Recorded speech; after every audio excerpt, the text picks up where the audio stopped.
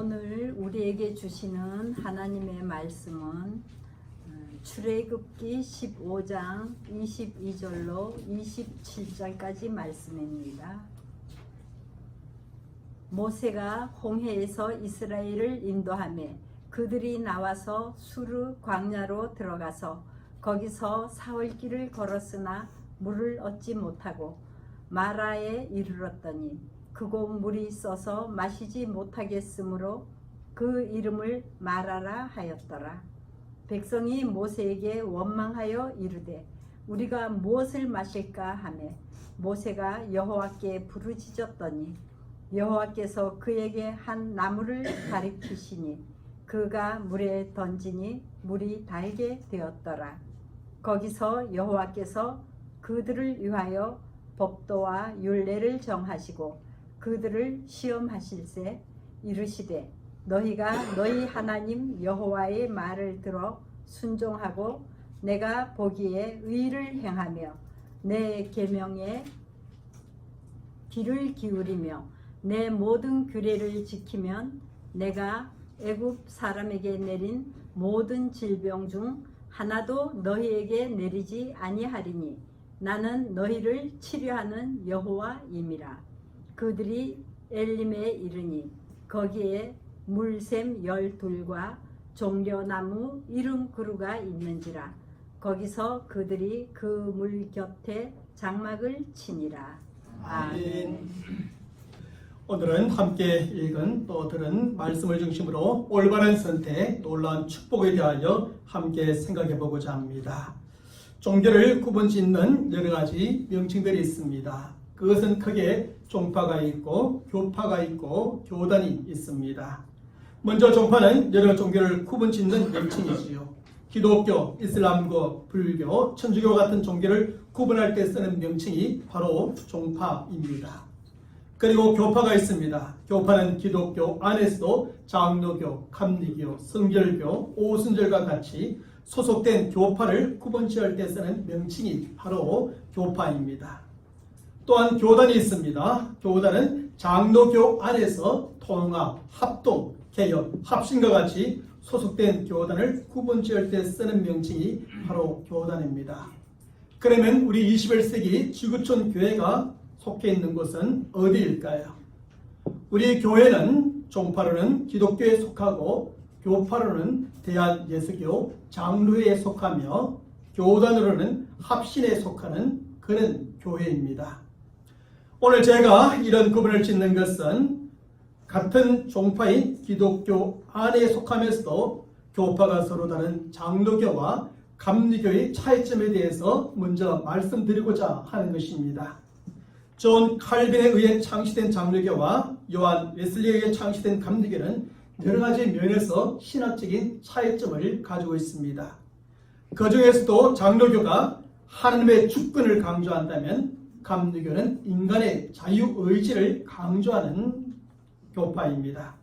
그리고 장로교가 하나님의 주권적인 은혜를 강조한다면 감리교는 인간의 자유의지에 의한 행위를 강조하는 교파이지요. 그렇다고 장로교가 인간의 자유의지를 완전히 무시하는 것은 아니고 감리교가 하나님의 주권을 완전히 믿지 않는 것은 아닙니다. 장로교는 하나님의 주권적인 뜻 안에서의 인간의 자유의지를 말하지만 감리교는 인간의 자유의지 안에서의 하나님의 주권을 말합니다.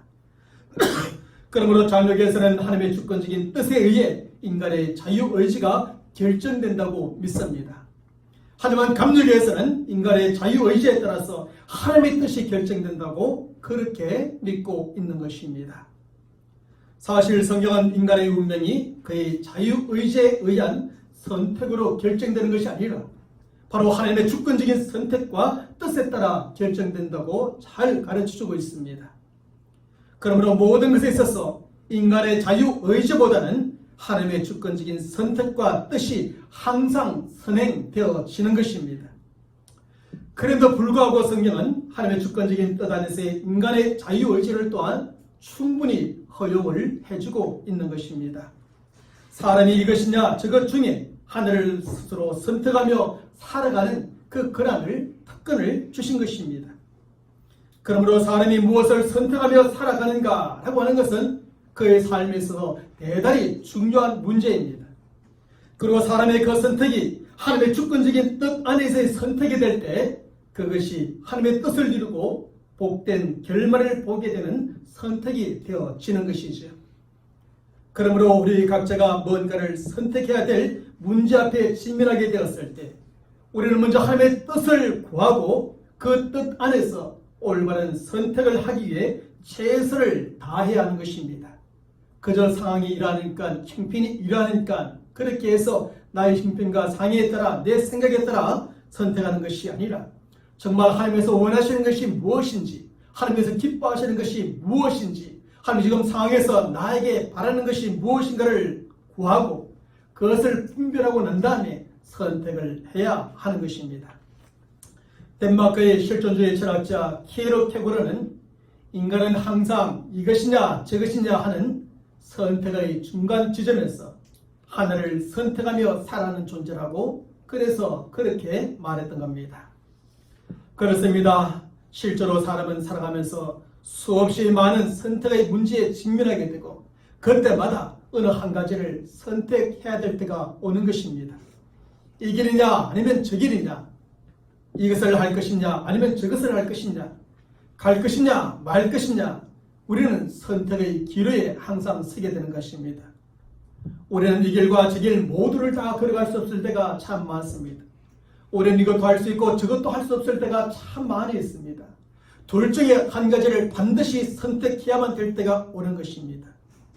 그리고 그때 무엇을 선택하는가에 따라서 그 사람의 인생이 달라지게 되고 그 사람의 미래와 운명이 달라지기도 하는 것입니다. 사실 오늘의 삶은 어제 선택한 선택의 결과이고 내일의 삶은 오늘 선택한 선택의 결과일 겁니다.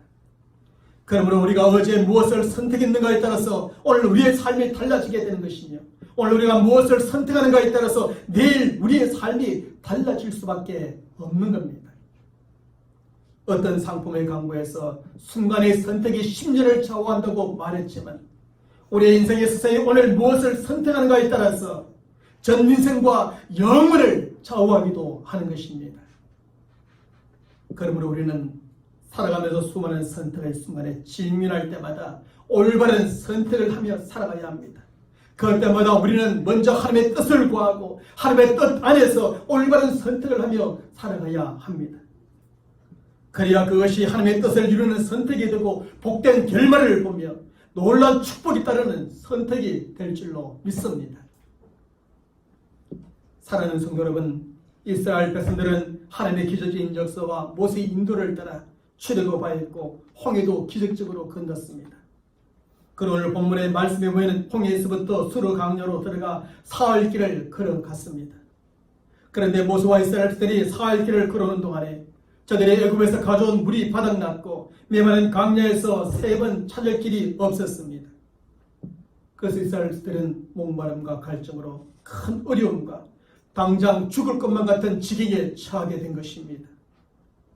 그러던 중에 저들은 마라라는 곳에 이르게 되었고 드디어 그곳에서 마실 물을 찾게 되었습니다.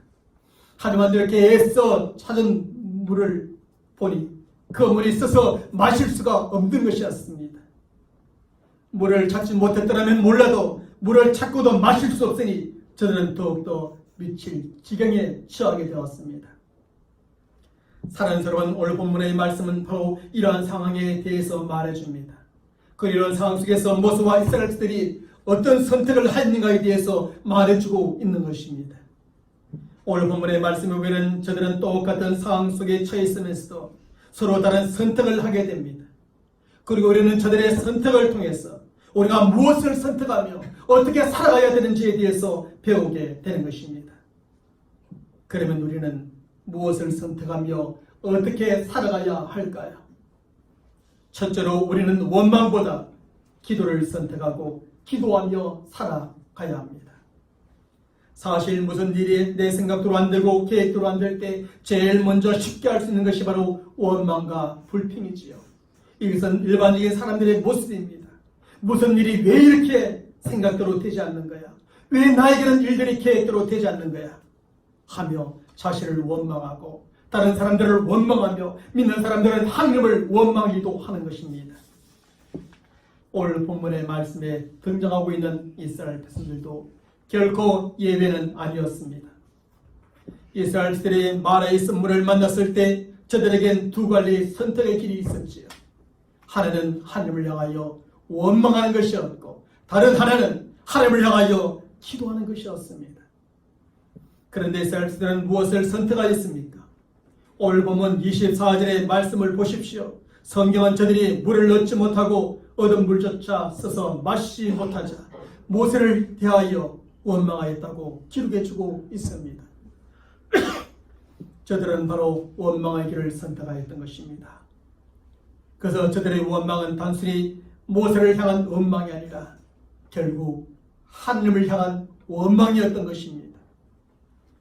결국 이스라엘들은 마라의 쓴물을 만났을 때 기도보다는 원망을 선택하였고 하나님을 향하여 기도하기보다는 원망을 하기 시작했던 겁니다.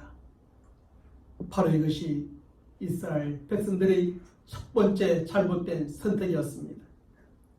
사실 이스라엘 백성들의 잘못된 선택은 이것이 처음이 아니요 또한 마지막도 아니었습니다.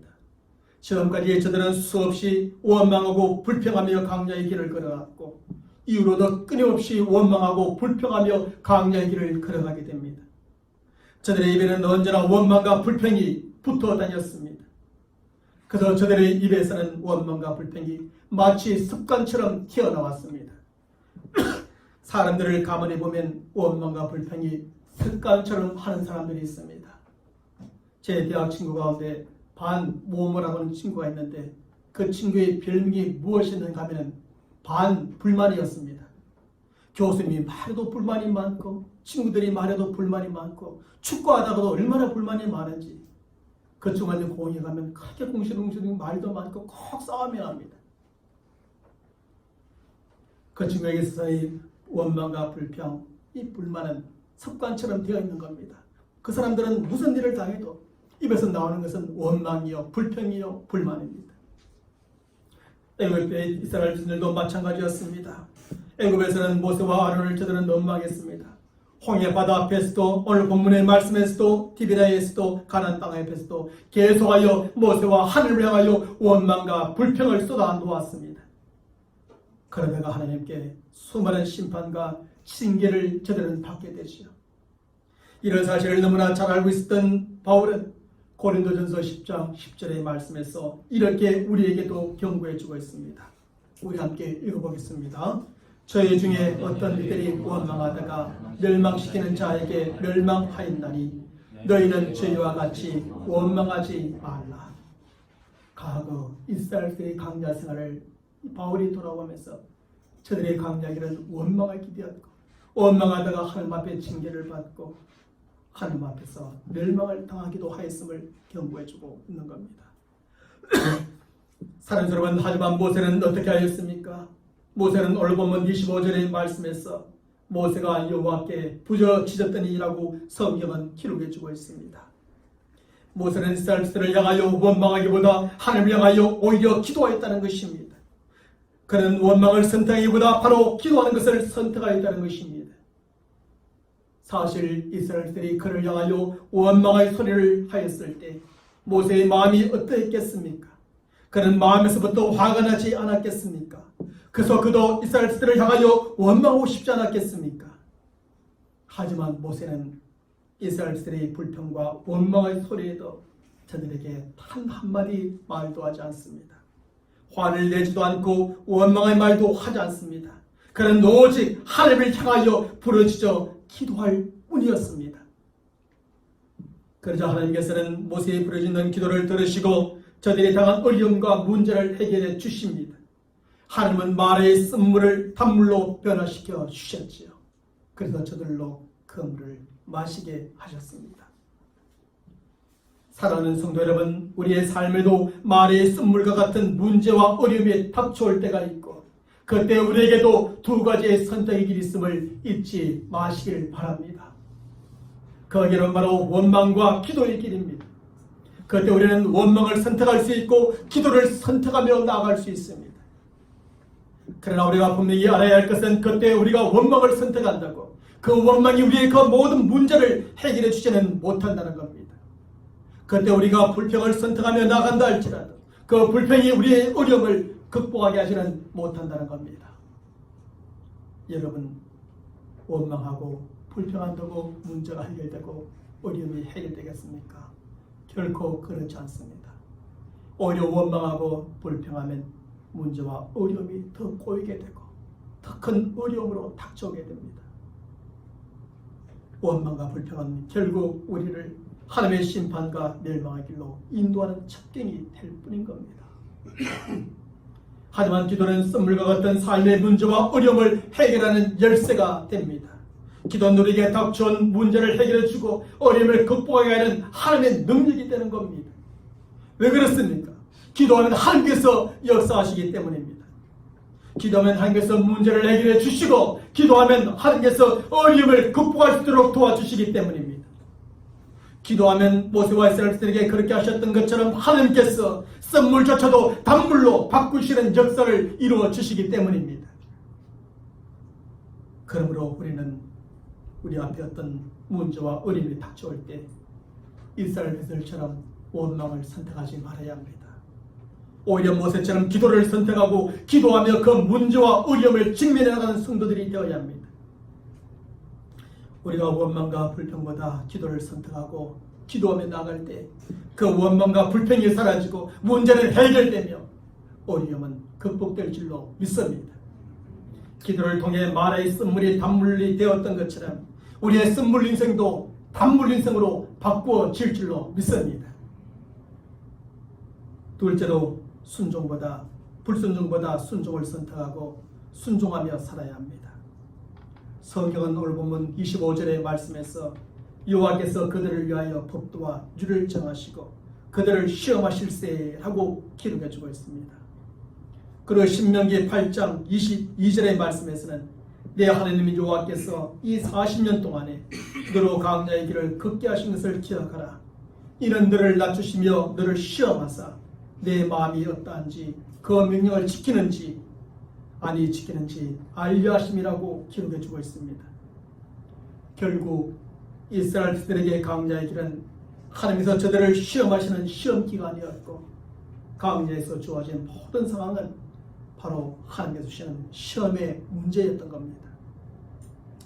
그리고 그 시험의 목적은 저들이 하나님의 말씀에 순종하느냐 아니면 불순종하느냐를 알아보기 위한 것이었습니다. 그러므로 강야의 길과 마라의 쓴물이 오는 시험 앞에서 이스라엘 백성에게는 두 가지 선택의 길이 있었습니다. 하나는 하나님의 말씀에 순종하는 길이었고 다른 하나는 하나님의 말씀에 불순종하는 길이었습니다. 하지만 이스라엘 백성들은 순종의 길보다 불순종의 길을 선택함으로 그 시험에서 그만 실패하고 말았습니다. 하나님께서는 저들이 그 시험 기간을 잘 통과하고 모든 시험 문제를 잘 풀어갈 수 있도록 하나님의 말씀을 주셨지만 저들은 그 말씀에 순종하지 않으므로 시험에서 오히려 실패하고 말았던 겁니다. 사랑하는 여러분, 그러면 이스라엘 백성들은 왜 하나님의 말씀에 불순종하게 되었을까요? 그것은 저들이 처한 지금의 그 상황 때문이었습니다. 저들이 처한 현재의 그 문제와 어려움 때문이었죠. 강야의 그 즐거운 메마름이 저들로 하여금 하나님의 말씀에 불순종하게 하였습니다. 강야에 타는 듯한 목마름과 갈증이 저들로 하여금 하나님의 말씀에 불순종하게 하였습니다. 겨우 찾게 되었던 마라의 쓴물이 저들로 하여금 하나님의 말씀에 불순종하게 하였습니다. 결국 저들은 지금 처한 저들의 상황만을 바라보고 문제와 어려움만을 생각함으로 하나님의 말씀에 불순종하고 말았던 겁니다. 그래서 하나님께서는 이런 이스라엘 백성을 향하여 무엇이라고 말씀하십니까? 하나님께서는 오늘 본문 26절의 말씀에서 저들에게 나 여호와의 말을 청종하고 의를 행하라고 말씀하십니다. 그런데 계명의 길을 기울이며 내 모든 규례를 지키라고 거듭하여 강조하며 말씀하십니다. 지금 저들에게 필요한 것은 하나님의 말씀을 알고 그 말씀을 지켜 행하는 순종이 필요하다는 겁니다. 지금 너희가 처한 상황만을 바라보지 말고 내 말에 귀를 기울이고 그 말씀대로 행하라는 겁니다. 현재 처한 여러 가지 문제와 어려움만을 생각하지 말고 하나님의 말씀을 생각하고 그 말씀에 한번 순종해 보라는 겁니다. 사실 사람이 누구라도 어떤 문제와 어려움에 직면하게 되었을 때 고민하게 됩니다. 계속해서 하나님의 말씀에 순종하며 나가야 할 것인가, 아니면 이쯤에서 그만 돌아서야 될 것인가 고민하게 됩니다. 특별히 하나님의 말씀에 순종할 때 오히려 손해가 될 것 같고 이 일이 제일 될 것 같지 않으면 더욱더 깊은 고민 가운데 빠지는 것이 사람의 마음입니다. 하지만 우리는 바로 이러한 때, 그 고민의 때가 하나님의 시험 기간일 수 있다는 사실을 알아야 합니다. 그리고 그 모든 문제와 어려움의 상황이 바로 하나님의 시험 문제일 수 있다는 사실을 깨달아야 합니다. 지금 하나님께서 나에게 시험 기간으로 주신 것이고 이 모든 상황은, 문제는, 어려움은 시험 문제로 주신 것이다라는 생각을 우리가 할 줄 알아야 합니다. 그리고 하나님의 시험 기간에 하나님의 주시는 시험 문제를 하나님의 말씀에 순종함으로 잘 풀어가는 성도들이 되어야지요. 사랑하는 성도 여러분, 그렇습니다. 광야의 길과 같은 우리의 인생길은 바로 하나님의 시험 기간입니다. 그리고 그 인생 가운데 일어나고 있는 여러 가지 문제와 어려움들은 하나님께서 우리에게 주시는 시험 문제입니다. 그러므로 우리 인생길에 여러 가지 문제와 어려움이 닥쳐올 때 우리는 어떻게 해야 할까요? 그때 우리는 모세가 그랬던 것처럼 하나님의 말씀에 귀를 기울이고 그 말씀을 깊이 묵상하며 생각해야 합니다. 이 상황 속에서 하나님께서 원하시는 것이 무엇인지, 하나님 기뻐하시는 것이 무엇인지, 내가 어떻게 하기를 원하시는 것이 무엇인지를 생각해야 합니다. 그리고 그 말씀에 순종함으로 모든 문제와 어려움이라고 하는 시험 문제를 잘 풀어갈 줄 알아야 합니다. 아무리 힘들고 어려운 상황일지라도 하나님께서 기뻐하시는 그 원하시는 뜻이 무엇인가를 분별했으니 우리는 그 말씀을 통하여서 닥쳐온 문제, 어려움의 시험을 잘 극복해내야 합니다. 그렇게 함으로 우리는 강야와 같은 인생길의 시험 기간을 잘 통과해야 하죠.